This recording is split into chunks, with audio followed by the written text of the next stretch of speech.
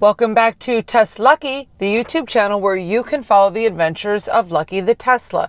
This is the latest in our Today I Called Tesla series, where when I get 3 questions for Tesla, I give them a call and I record the answers here so that I can share this information that was helpful to me with all the viewers of TesLUCKY, in the spirit of making us all a little bit smarter about Teslas and about electric vehicles in general.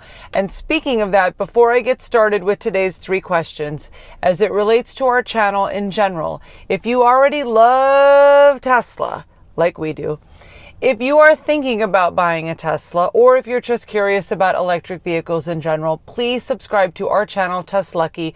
All of our videos are Tesla related. And if you enjoy our videos, please click the bell for notifications and check out our playlist. We have all of our videos organized by theme. So for example, if this episode of Today I Called Tesla is helpful or interesting to you, then please check out the other videos from previous phone calls that I've made to Tesla with other questions. They might be interesting or relevant to your driving experience with Tesla or your consideration of purchasing a Tesla, and they are all organized in the playlist section here on the TesLUCKY channel. So let's get to today's 3 questions. So question number 1 was actually, I was seeking some technical support because I have come to really love the Outlook integration with my calendar and the car, because as there was in a separate video, I'll go ahead and put a link in the description and up above if you want to click on our Feeling Thankful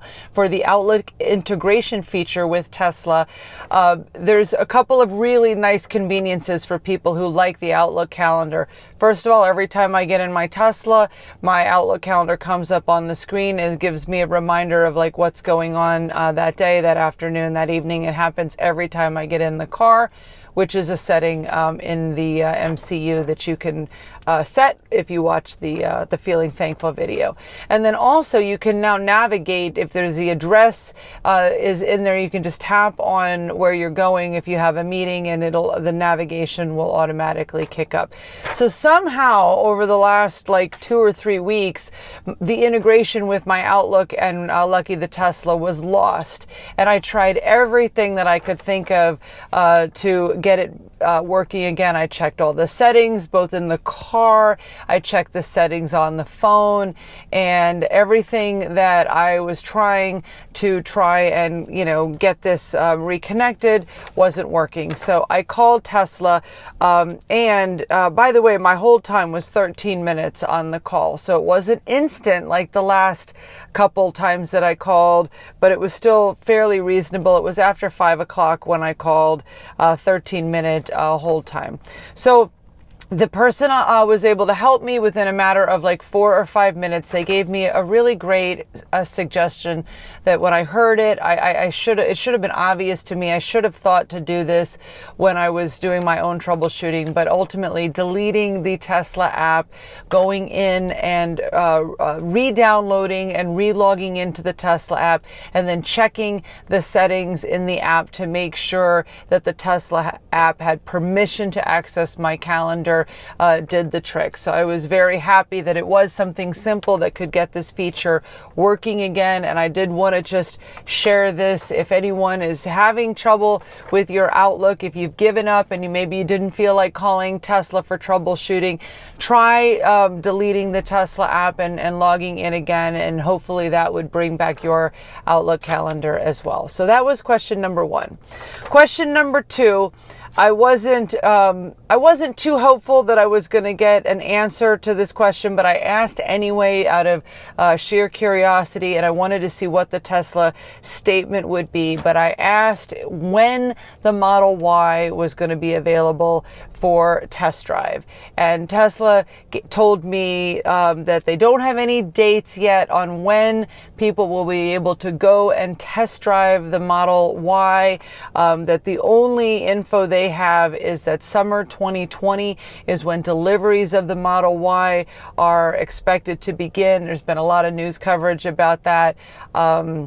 No dates yet as to when we will be able to test drive it. I personally cannot wait to see the first Model Y on the road. I remember when I saw my first Model X, where I was in Miami about to go into a meeting at the university, the UHealth, University of Miami Health System corporate offices, and in the parking garage I saw my first Model 3.